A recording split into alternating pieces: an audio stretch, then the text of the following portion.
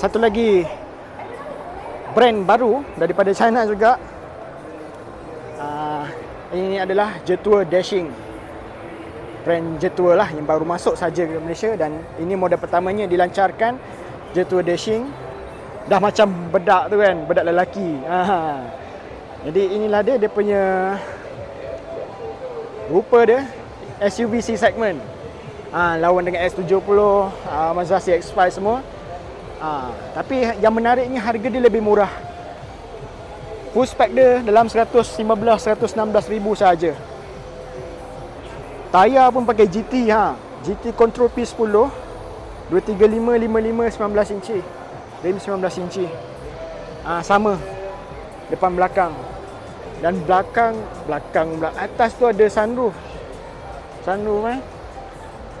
Secara asasnya kalau tengok dia punya trend sekarang ni memang DRL, berangkup signal, dan bawah ni adalah dia punya headlamp dia. Dekat bawah pun ada tulis Drive Your Future. Memang cantik dia punya ni kan. Nampak macam Lamborghini sikit. Okay, kalau kita tengok, kita tengok bahagian dalam dia. Kita walk around review sepintas lalu saja. Kalau buka, inilah dia punya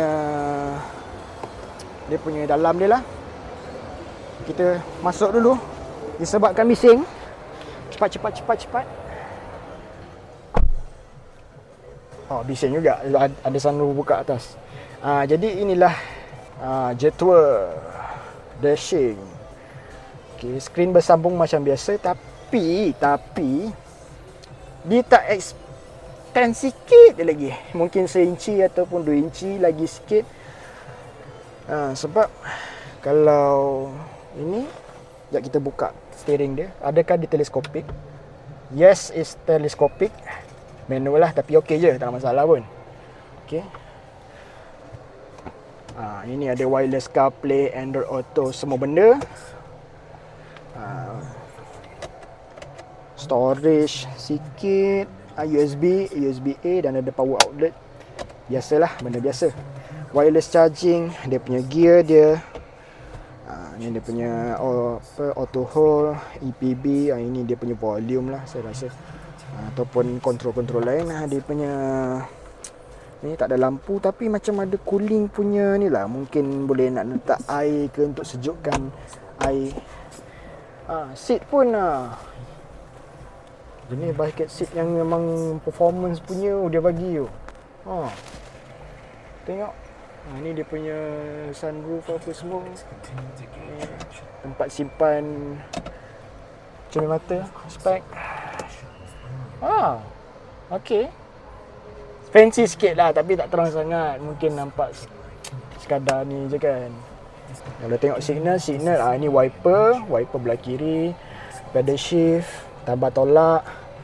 Ni dia punya signal dan juga lampu control. Dan ini saya rasa dia punya aircon setting ni. Saya rasa dia punya aircon setting sebab dia macam ada skrin macam tu. Ni pun headlamp adjuster. Ni untuk adjust side mirror, traction control. Itulah. Ini dia. Nak buka dia.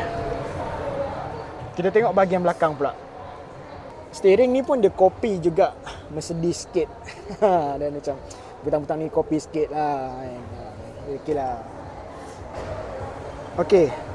Cara nak buka dia macam Tesla juga sikit lah. Dia kena tolak ke dalam, baru dia ni. Renyah sikit lah ini. Okey. Ini dia ada seat semua sekali. Tapi sayang, kereta ni dia tak ada ADAS. Dia macam ada setakat blind spot assist, itu je lah. Ini kalau pandangan dashboard daripada belakang. Aircon vent ada 2, ada storage lagi simpan. Ni pun ada lagi storage. Nak simpan kunci ke apa kan. Ini armrest untuk 2 orang duduk. Kalau ini dia punya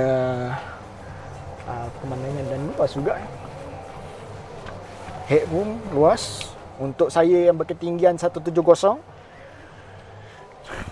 Satu, dua. Lunjurkan kaki pun sangat selesa. Masih okey lah. Okey. Ini pun boleh jadi salah satu pilihan juga untuk nak beli kereta baru selain daripada SUV 6 segment yang lain macam X70 dan sebagainya, ataupun Cherokee Go 7 tu kan. Inilah dia. Kita tengok pada bahagian belakang pula. Ni dia punya minimum 92, 95 dah okey dah. Kita tengok pada bahagian belakang dia.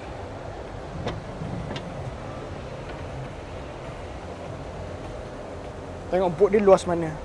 Yang ni dia punya tonneau cover. Kalau buka tonneau cover ni, saya rasa macam standard size macam Mazda CX-5 punya ni. Yang ni ada lagi ruangan kosong. Dan kalau buka lagi, ni punya tyre spare yang bukan full size lah, yang rim kompang. Ada benda-benda alatan kecemasan tu semualah. Lampu dua-dua warna putih. Ini bagus untuk nak ambil barang di waktu malam. Butang powerboard ni masih kat sini. One day mungkin facelift ke apa ke, mungkin harapkan dia akan pindahkan butang daripada kiri ke kanan. Jadi ini pun conversion pun tak habis ni, daripada left hand drive ke right hand drive punya version. Jadi inilah dia. Kalau tengok sedikit sebanyak mengenai Jetour Dashing. Dia ada dua variant, satu Comfort dengan satu Prime. Harga dia memang sangat-sangat murah. Tapi daripada segi keluasan spacing semua memang berbaloi lah dengan harga yang dia beli. Lampu brake ketiga. Yang ni saya rasa tak ada function ni. Function yang ini lampu brake ketiga. Yang lain macam tu je lah. Okey, itu saja kita punya walk around review mengenai Jetour Dashing. Ini adalah variant Prime. Jangan lupa untuk bantu saya dengan like, comment, share dan subscribe. Kalau nak memberi sumbangan super thanks, boleh sumbangkan di bawah video. Jumpa anda pada video akan datang. Assalamualaikum. Bye bye.